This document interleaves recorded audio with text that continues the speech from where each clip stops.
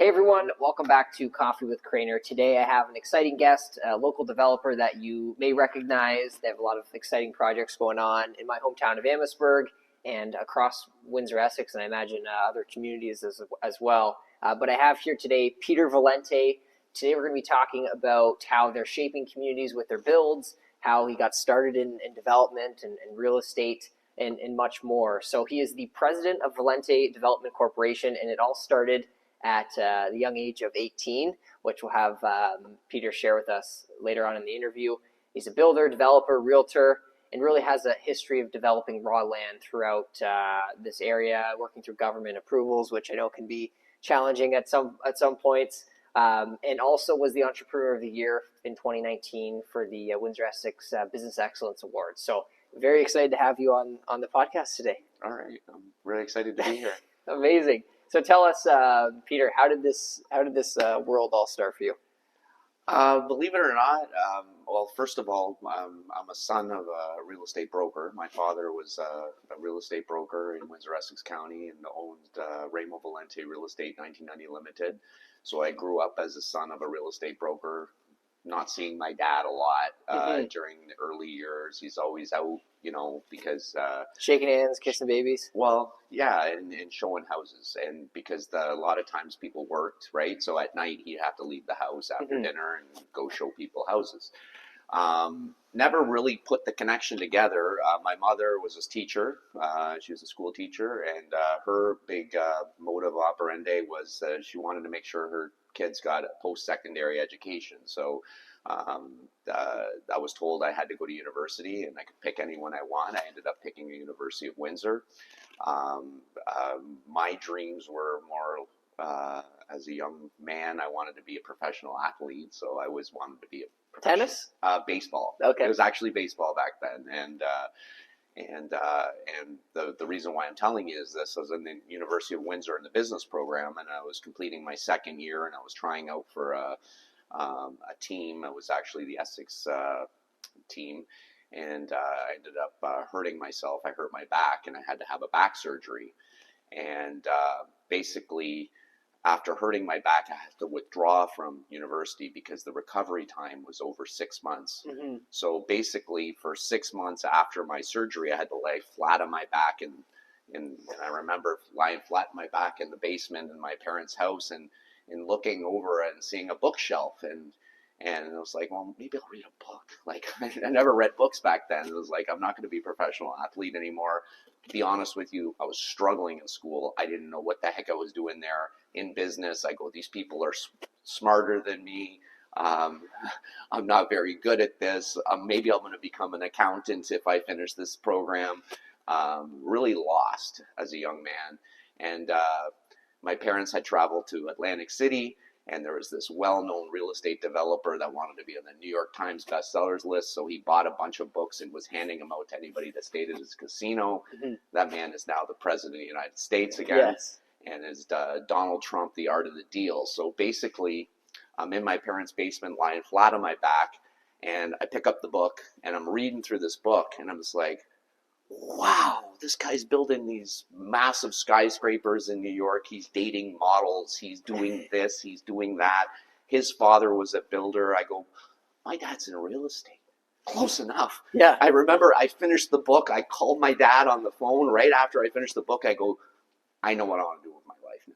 I want to be a real estate developer, and I want to get into real estate. I want you to show me the business. And believe it or not, he never pushed me into real estate. It was all came from myself, and it was something that inspired me. And it just like when you had it, it was just like an aha moment. It was like that's what I want to do with my life, and started selling houses at the young age of 18 or 19, I think, when I first got my license, and probably a little bit of what you're experiencing too, of being a young man in business, and some of the challenges of convincing people that to deal with you, even though that you're young in years, and just really loved the business. And I got a very close mentor relationship with my father, which was I loved, because as I told you before, I didn't have that experience growing up because he was very busy with building his own business. So I had that great connection with my father. I specialized in new homes because I knew that I wanted to, do more, which means building and developing. That was, my passion. So one book changed your life. I would describe it, yeah, absolutely. Just reading that, and I don't even know if I read a book cover to cover. At least not that thick. It was pretty thick, but it had some nice pictures. Yeah, you're on your back. There's not much to do, right? It had some nice pictures in it, and it just lit a fire under me. So. And now it's 32 years in the business. Yeah. Can you talk to us about the size you are now? For those that may not have heard of Valente Development Corporation. What are some quick facts about you guys? Right, we're mostly focused in residential. My focus has been Windsor-Essex County real estate. It's what I know. It's what my father knew. I did have aspirations of going out of town to doing development out of town, but we knew the land here. We knew my dad had a reputation. It was very good. I knew if one thing I struggled with was the shadow of your father kind of thing. I was like, my father came to this country as a first generation Canadian. He grew up without a father. His father died at 6 months of age, so he didn't have a father or father figure in his life. Coming at 11 years old into a new country, making it, and I'm like, Dad, there is zero chance I am ever going to overshadow your story or come out of your shadow. I got to leave town. I got to get out of town to do something because you're too big for me here. And he convinced me. He says, Peter, I remember the moment. He goes, stay here. I know the land here. I'm going to teach you. You're going to learn a lot. And you'll be, if you have a passion and you work towards it and don't give up, you'll be successful. And I'm grateful that I did. So, you've said, how big are you? I don't know how we rank as far as builders go. I think we're probably one of the largest residential builders in the area. But I'm glad I stayed, and I love Windsor-Essex County. It's my home, and, I'm grateful for all the success that we have had so far. Absolutely. So you're also involved with some commercial projects as well, I believe, right? In LaSalle, you have a project on the go? We have a project on the go. It's residential right now in LaSalle, but we have done other developments that included commercial. The building we're sitting in is one that we have developed, and constructed. And when I say I have a team. It's a very good team. Without them, I would be absolutely nothing. I can't do it myself. I've got a great construction division.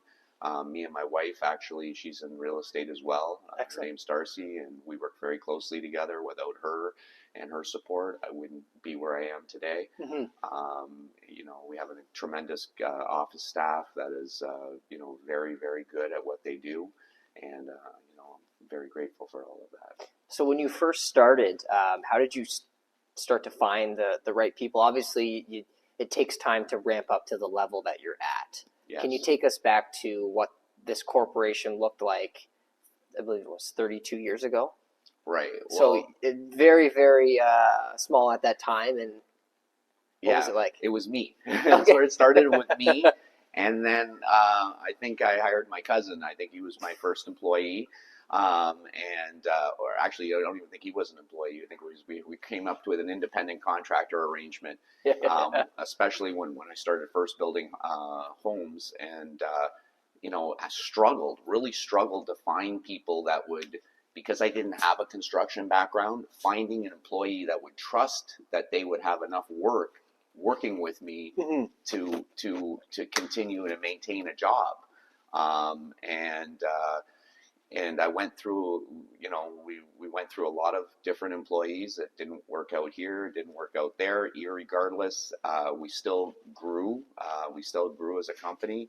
Then I met Craig Kacharski. I remember I was doing an open house over in East Riverside at one of our townhouses, and a gentleman that was working with me had just told me he didn't want to work with me anymore.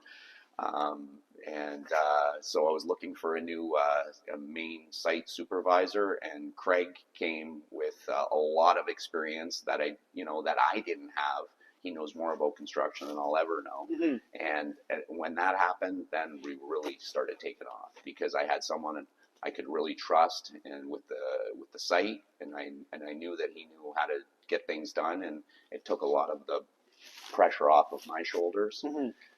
I mentioned my cousin Kevin DeLuca is also a very important part of our team still to this day. So we're still working Fantastic. together, even though it didn't work out. Sometimes it doesn't work out with an employee. You have to keep trying, because it's, you have to build the team, and you have to fall on your face a few times and pick yourself up, right? Yes. That's a big part of it. Was there a project that really started to push everything in the right direction for you that kick-started this all? I think so. If I were to mention one project, it would have been, we were doing townhouses in East Riverside. They were selling well, but there was this project out on Wyandotte Street in East Windsor, and I describe it. This is back in the last recession in 2009. I think I bought the land. I think I inquired about the property, and the agent that had the listing kept calling me and telling me a lower price until I said yes. And finally I go, okay, fine, I'll buy the piece of property, because it was a great real estate investment. And irregardless of whether I built the project or not, but it was for a new condo. And Windsor at that time hadn't had a new condo building in 10 years. Wow. And I was like, I wonder if I can build a condo now. I was watching the market, and reading the daily stats, and I'm like, the condos next door, they're selling a little quicker than they used to. Here or there or the other thing. So I go, I think I can do this. I think I can build a condo again in Windsor. And so we had a big sales event at the Riverside Sportsman's Club. I had all these people showed up. I remember the day they were all signing up. We were doing reservations, and I think I had 75 or 80% of the building reserved right in one night. And I was like, wow. I go, it's going to happen.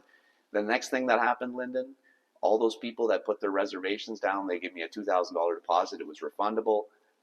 A lot of them backed out. And it was like, oh my God. It was like, I felt like I got kicked in the stomach. I was like, now what do I do? I got to work harder. So we built a model. We figured out a way to build a model home on site, because I felt like we needed to give the people more information on what we're going to be building. They needed to touch and feel, and because a lot of the buyers were seniors, and they didn't make moves very quickly. They didn't make snap decisions like younger people do. And I fell on my face a few times, but finally we got that project started and completed. And I remember it was like I remember the opening day for that condo, and we had turned over the units, and the people were happy. The buyers really made out well. If I would have sold all those condos that day, and all those deals would have stuck, I would have went broke. Because I was selling them at such a price, I didn't know what it was going to cost to build the condo, because we hadn't built one in such a long time, and I was guessing at what it was going to cost to build. And if I would have sold, all those people would have stuck on the reservations, and some of them did stick. Those people made $70,000 the day they bought their unit, because that's what those condos were selling for, $70,000 more, even back in 2010 and now, or 2011. Even more. Even more. They basically almost quadrupled in price since then. Wow. But I remember that day, and I was so happy and proud, and it worked out, and so that one really gave me a lot of confidence. And we're in a model suite today. Yeah. Tell us about this. So we're at 18 Amy Croft, and and because of that first lesson in condo sales in Windsor, Essex, I felt like, hey, if I have a sales office, and we're in a commercial building right now, but we're in a kitchen of a condo, because we built a fully built condominium inside of our unit, so that at any of our projects we have standard of finishes. And like I was telling you, this condo that we're building rentals in LaSalle. They're going to look exactly like this. We're building rentals right now on Lakeshore at Beachside. They're going to look exactly like this. We got a new project that we're going to be building in LaSalle called Magna Park. They're going to look exactly like this.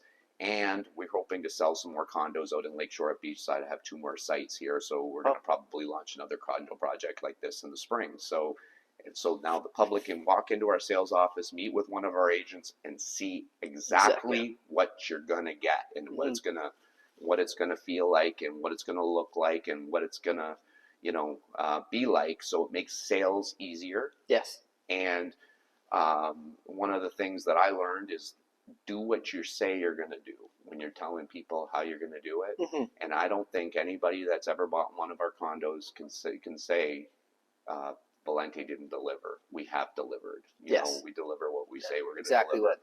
And we try to give you everything you want included in the price without any extras. That's one of the other philosophies I have. Okay, fantastic. Now, you've obviously mastered this design. What are some other things that you've mastered in your business that have allowed you to grow? And maybe if there's young people that are looking to get in the development space, what are some other things that they should start to look at doing in order to build a successful development business? Okay, so I don't consider myself a master. I consider myself a student. Okay. I think that's number one. Yeah. You should always stay humble. Yes. But as a young person, anything that you do, like let's say it goes, my very first thing that I did, my first purchase in real estate was a duplex, right? And I had this vision. Well, the duplex was old. It was on Campbell. It was kind of close to the University of Windsor. The basements were unfinished. I go, if I bought this duplex and me and a friend of mine bought it together and we finished the basement and we fix it up a little bit, we can generate more income than it was generating at the time and make the value of that asset higher. And that is a development. That was my first development. So it doesn't have to be a skyscraper. It doesn't have to be a house. It could be a fixer-upper of a house. You buy a small house, you fix it up, maybe you turn it over for a profit, and that's what gets you going. Because you do need a lot of capital in this business. Yes. And that's one of the challenging things. What are some other things that maybe mistakes you've made along the way that you've learned from? I'm generally very cautious, so Yeah. I can't point to any one huge blunder that I've made just yet. Yeah. Knock on wood. Yeah. But the one thing is one mistake I did make was taking on too much too fast or too much at the same time. It's hard to manage multiple condominium projects or multiple development projects without a good team.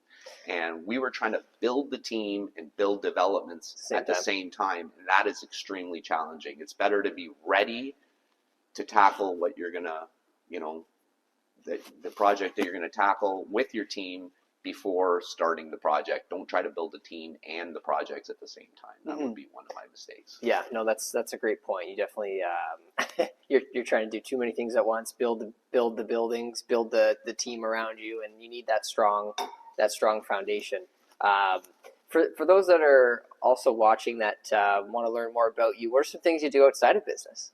So I love going to the gym. As you know, we see each other at Movati over in Windsor. Yes. I love helping. You go more than me, obviously, and I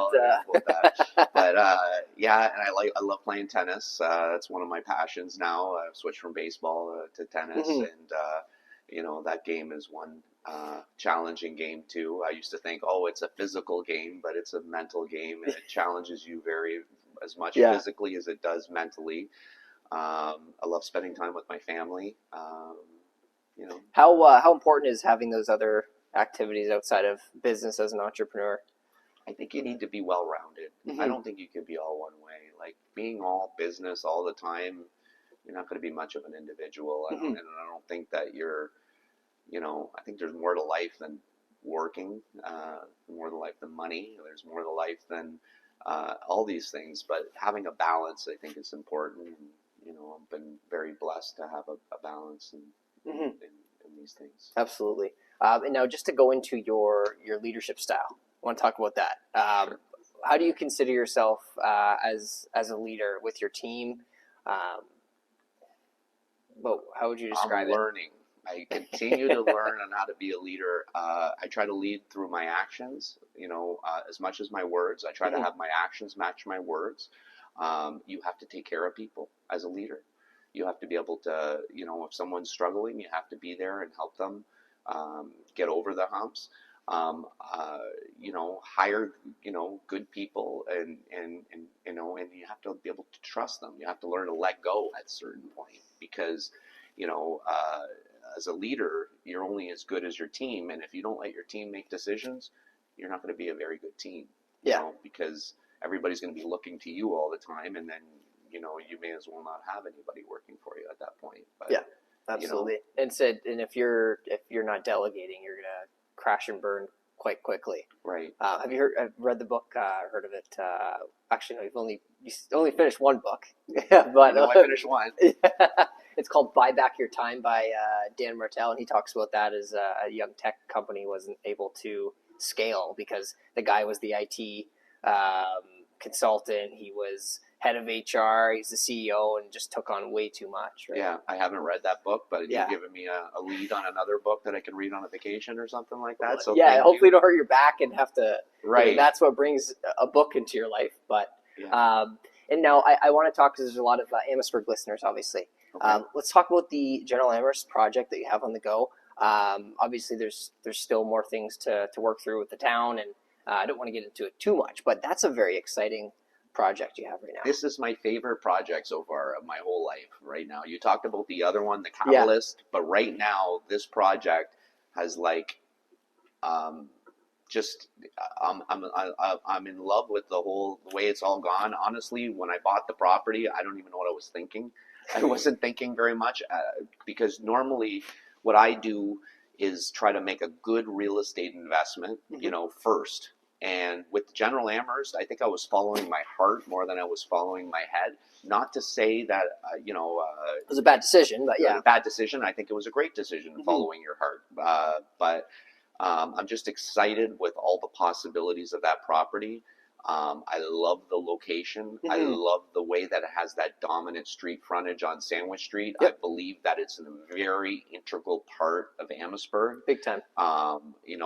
I know that there's a lot of balls in the air now with the town hall potentially going there, which is really exciting to me. I never in my wildest dreams thought I could be part of a town hall project, honestly. And I really have a lot of ties to Amherstburg because my mom grew up on Texas Road. Yes.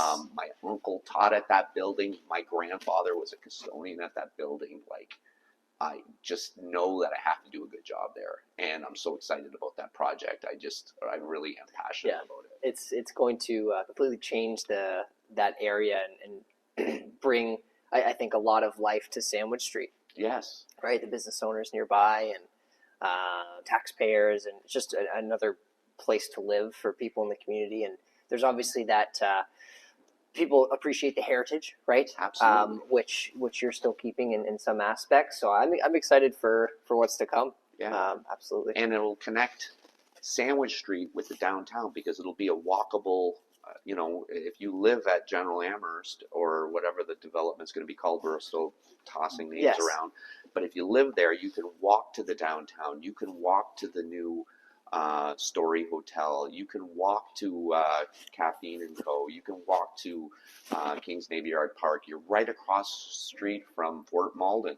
I was on the second floor of that building on the roof staring, and I'm like, the views are going to be phenomenal. Yes. You're going to be able to see up and down the Detroit River. You're going to see the mouth of Lake Erie, the Detroit River emptying into the mouth of Lake Erie. You're going to be able to probably see the new bridge. You're going to see down the other way as well. It's so exciting. I'm really passionate and really pumped about that project, and I think it's going to be a big success. And when I term a success is when the community's happy. Yes. The buyers are happy, the developer's happy, and everybody can look back and say, I'm glad this happened. Yes. Right? You want to leave your mark, and you want it to be something that you can be proud of, and in fact, it's one of me and my wife are very strongly considering living there as well. So I want to make sure that we really do a good job there. Absolutely. Well, this was an exciting episode. We talked all about how Valente is shaping the community of Windsor, Essex, and all the exciting things that Peter and his team are up to. What's your website if folks are looking to learn more? So it's valentehomes.com. Excellent. Yeah, and the one other thing I wanted to talk about is our Valente mission. Yes. When I was mentioning, basically our our team drives Jeep Gladiator trucks. So I saw them all when I drove in, the whole fleet. so they look like army trucks a little bit. And so we've at various developments that we built throughout Windsor and Essex counties. So like we've built in LaSalle, so we have a rental apartment building, and our tenants give us food donations. We go to our trades every year and ask them for a financial donation, which we match financially. And so in Kingsville, Lakeshore, Tecumseh, and in LaSalle this year, we collect food donations, and we give gift cards to the local missions so that, that people that otherwise wouldn't have a good Christmas can possibly have a good one, because I believe that's extremely important if you're going to be building in a community. Yes. And I remember I always set goals every year. Setting goals is important too. And I always set my goals. I usually go away right after Christmas. And I remember I was like trying to design my company. What is it going to be? And I'm like, we're going to be Valente Development. We're going to build in the communities, but we're also going to give back to the community. Yes. Because you have to.